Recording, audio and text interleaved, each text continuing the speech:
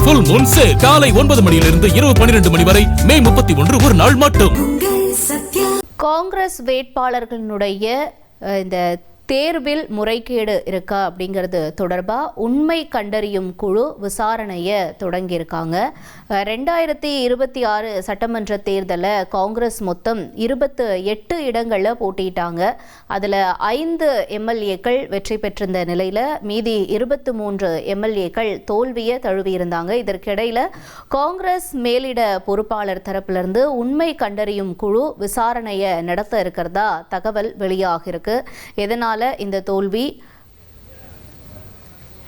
என்பது குறித்தெல்லாம் இந்த குழு விசாரணை செய்யும் அப்படிங்கிறத புரிஞ்சுக்கிறோம். கூடுதல் விவரங்களோட செய்தியாளர் ரமேஷும் இணைஞ்சிருக்காரு. ரமேஷ், எதனால இந்த உண்மை கண்டறியும் குழு விசாரணையை தொடங்குறாங்க? நிலவரத்தை நீங்க பதிவு செய்யலாம். சட்டமன்ற தேர்தல்ல காங்கிரஸ் 28 இடங்கள்ல போட்டியிட்டு 5 இடங்கள்ல இருந்தாங்க. கிட்டத்தட்ட 23 தொகுதிகள்ல காங்கிரஸ் கட்சி தோல்வி அடைந்திருந்தது. இந்த நிலையில தோல்விக்கான காரணம் குறித்து ஆராயணும், வேட்பாளர் தேர்வுல பல முறைகேடு நடந்திருக்கு அப்படின்னு காங்கிரஸ் கட்சிக்குள்ளேயே நிறைய குரல் எழுந்ததை பார்க்க முடிந்தது. இந்த நிலையில தான் காங்கிரஸ் கட்சியின் அகில இந்திய தலைமை ஒரு குழுவை அறிவிச்சிருந்தாங்க. தமிழ்நாடு காங்கிரஸ் கமிட்டியின் மேலிட பொறுப்பாளர் கிரிஷ் ஓடங்கர், முன்னாள் எம்பி ஜெயக்குமார் தலைமையில உண்மை கண்டறியும் குழு ஒன்றை காங்கிரஸ் கட்சி அறிவித்திருந்தது. இந்த குழு தான் சத்தியமூர்த்தி பவன், அதாவது தமிழ்நாடு காங்கிரஸ் கமிட்டியின் தலைமை அலுவலகத்துல இன்றைக்கு உண்மை கண்டறியும் குழு ஆலோசனையில ஈடுபட்டாங்க. வட சென்னையில இருந்து நிர்வாகிகளிடம் கருத்துக்களை கேட்டுட்டு வராங்க. குறிப்பா ஒவ்வொரு தொகுதியிலையுமே காங்கிரஸ் சார்பில் போட்டியிட்ட எவ்வாறு பணியாற்றினார்கள், கட்சி நிர்வாகிகளின் ஒத்துழைப்பு எப்படி இருந்தது, காங்கிரஸ் வேட்பாளர் தேர்வுல முறைகேடு ஏதேனும் நடந்ததா, எங்கெல்லாம் உட்கட்சி பூசல் இருந்தது அப்படின்னு ஒரு விரிவா காங்கிரஸ் கேட்டுக்கிட்டு வராங்க. ஏற்கனவே காங்கிரஸ் கட்சியின் நாடாளுமன்ற உறுப்பினர் ஜோதிமணி பல குற்றச்சாட்டுகளை முன் வச்சிருந்தாரு.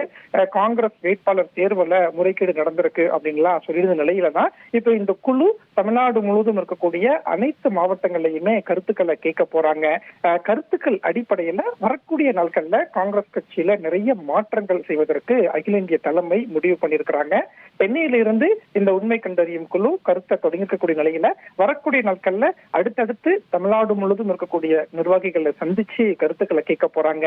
இன்றைக்கு சத்தியமூர்த்தி பவன்ல இந்த கருத்து கேட்பு நடக்கக்கூடிய அதே நேரத்துல வட சென்னை மாவட்ட தலைவரை மாத்தணும் அப்படின்னு ஒரு வாக்குவாதம், சில சலசலப்பு இருந்ததையும் இன்றைக்கு பார்க்க முடிந்தது. வரக்கூடிய நாட்கள்ல எந்த மாதிரியான மாற்றங்கள் காங்கிரஸ்ல நடைபெற போகுது அப்படிங்கிற எதிர்பார்ப்பு இருக்குது.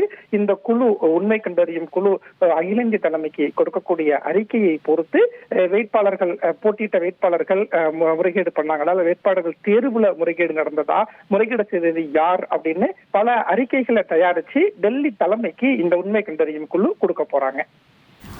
தகவல்களுக்கு நன்றி ரமேஷ். காங்கிரஸ் உண்மை கண்டறியும் குழு விசாரணையை தொடங்கி இருக்கிறதா தகவலை பார்க்கிறோம். விவரங்களை செய்தியாளர் ரமேஷ் வழங்கிட நாம கேட்டோம். ஃபுல் மூன் சேல் காலை 9 மணியிலிருந்து இரவு 12 மணி வரை மே 31 ஒரு நாள் மட்டும்.